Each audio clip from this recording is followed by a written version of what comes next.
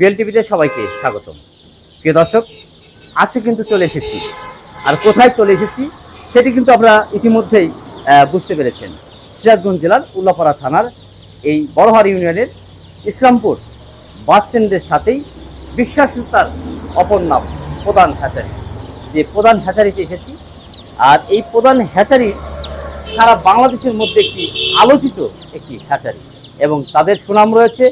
এবং এই হ্যাচারিতে বিভিন্ন জাতের আপনি মুরগির বাচ্চা পাবেন, এবং আমার পাশেই রয়েছে আপনার হাঁসের বাচ্চা রয়েছে, এবং বিভিন্ন জাতের হাঁসের বাচ্চা কিন্তু আপনারা এখান থেকে কিনতে পারবেন এবং আপনাদের বিশ্বাসতার সাথে পৌঁছে দেবে আপনাদের খামারে। যে আজকে চলুন তাহলে আমরা দেখে আসি কী কী বাচ্চা রয়েছে এবং এই খামারের যে প্রোভাইডার তার সাথে কথা বলবো, আপনাদের কী কী সুবিধা আছে সে বিষয়ে আমরা জানার চেষ্টা করব। চলুন তাহলে দেখে আসি। একটু ঘুরতে ঘুরতে চলে এসেছি আপনার প্রধান হ্যাচারিতে। ধন্যবাদ। আপনার হ্যাচারির সুনাম রয়েছে সারা বাংলাদেশে।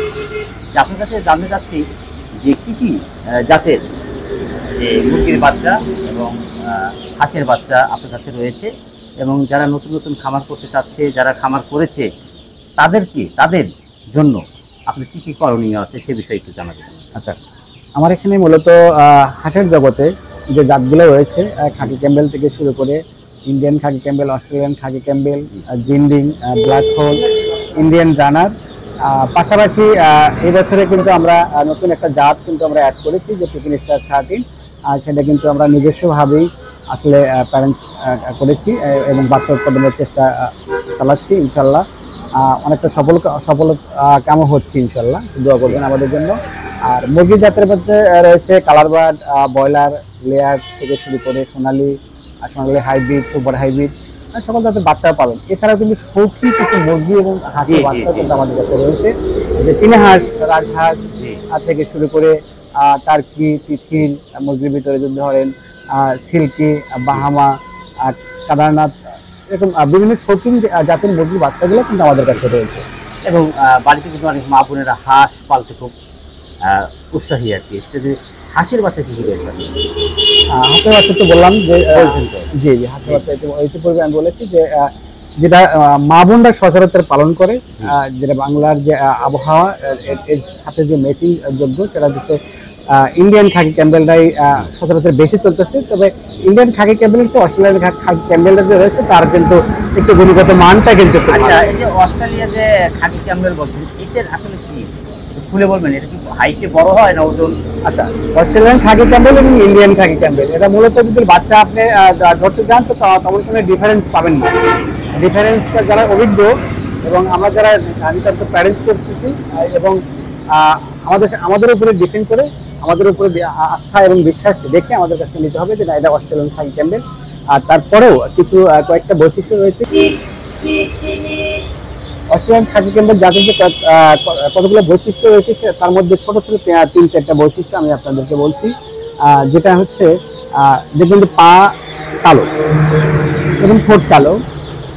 যখন বড় হবে এর ঘাটটা ইন্ডিয়ান খাকি ক্যাম্বেলের চেয়ে অস্ট্রেলিয়ান খাকি ক্যাম্বেল যে জাতটা রয়েছে সেই জাতটার ঘাটটা কিন্তু একটু চিকন এবং লম্বা হবে, এবং পিছনের দিকটা একটু মানে মাটি ছুঁই এবং বড় হবে।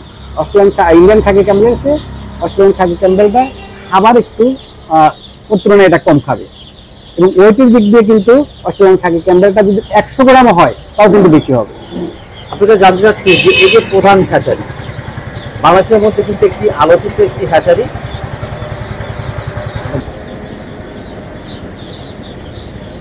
যারা নতুন নতুন খামার করতে যাচ্ছে, খামার করার পূর্বে তাদের কি করণীয়? আচ্ছা, অত্যন্ত সুন্দর প্রশ্ন করেছেন বিপ্লব সাহেব, আপনাকে অসংখ্য ধন্যবাদ। আমার আসলে ধন্যবাদটা আগে দেওয়া উচিত ছিল, যে অনেক ব্যস্ততার মধ্যেও একটু সময় করে আমাকে একটু সময় দিয়েছেন, এজন্য আমার অন্তঃস্থল থেকে আন্তরিক শুভেচ্ছা এবং মোবারকবাদ। তো ভাই, আসলে নতুন যারা উদ্যোক্তা রয়েছে তাদেরকে আমি বলবো যে হ্যাঁ, অনেকেরই টাকা পয়সা আছে কিন্তু খামার করার মন মানসিকতা নাই। খামার পেশায় আসতে হলে অবশ্যই যে এই খামারের যে মন মানসিকতা, খামার পেশার যে মন মানসিকতা, এই মন মানসিকতাকে আপনাকে ঠিক করতে হবে। শুধু টাকা থাকলে কিন্তু আপনি খামার করতে পারবেন না। আপনার সম্পদ আছে কিন্তু সেই সম্পদের সদ্ব্যবহারটাকে করতে হবে। আপনি নিজে যদি শ্রম দিতে পারেন, তাহলে এই খামার পেশায় অবশ্যই একটি লাভজনক হবে আর কি। আচ্ছা ভাই, একটা জানতে চাই যে এই যে বাচ্চাগুলো এর তো রোগ হতে পারে, আসতে পারে, সেক্ষেত্রে কি করণীয় আছে? আচ্ছা, সবসময় বিপ্লব সাহেব আপনি ভালো প্রশ্ন করেন। আর নতুন উদ্যোক্তা এবং পুরাতন যারা খামারে রয়েছে সবার উদ্দেশ্য করে আমার একটা মেসেজ, সেটা হচ্ছে জীবন যার আছে তার কিন্তু রোগ ব্যাধি আছে। অবশ্যই। এটা মানুষ থেকে শুরু করে প্রতিটা প্রাণীরই কিন্তু কোনো না কোনো রোগ বালাইয়ের আক্রমণ বিভিন্ন সময় হয়ে থাকে। তো বর্তমান আধুনিক যে চিকিৎসা ব্যবস্থা, এটা কিন্তু আগের মতো আর ওই আহামারি হাঁস বলেন মুরগি বলেন এরকম কিন্তু বাচ্চা আর মারা যাচ্ছে না। জি। কারণ আধুনিক চিকিৎসা পদ্ধতি এমন একটা পর্যায়ে পৌঁছে গেছে যে প্রতিটা রোগ নির্ণয়ের ক্ষেত্রে কিন্তু আমাদের যে পশু চিকিৎসকরা রয়েছেন তারা কিন্তু অত্যন্ত অভিজ্ঞ। জি। এবং সবসময় তারা এটা নিয়ে পরিশ্রম করছেন, অ্যানালাইসিস করছেন আসলে কিভাবে দিন দিন এই চিকিৎসার উন্নতি লাভ করা যায়। ঠিক আছে, আপনাকে অসংখ্য ধন্যবাদ, ভালো থাকবেন। আচ্ছা, আরেকটা কথা আপনি যেটা বলেছিলেন সেটা হচ্ছে নতুন উদ্যোক্তাদের জন্য আসলে কি সুযোগ সুবিধা আমি রেখেছি এবং নতুন উদ্যোক্তা যারা হতে চায় তারা আসলে কি করবে। আসলে মূলত প্রথমত তাদের ভালো মানের বাচ্চা দিয়ে খামার স্থাপন করতে হবে। অবশ্যই। এটার পূর্ব শর্ত, খামারের পূর্ব শর্ত হচ্ছে ভালো মানের বাচ্চা দিয়ে, এই গ্রেডের বাচ্চা দিয়ে খামার স্থাপন করতে হবে।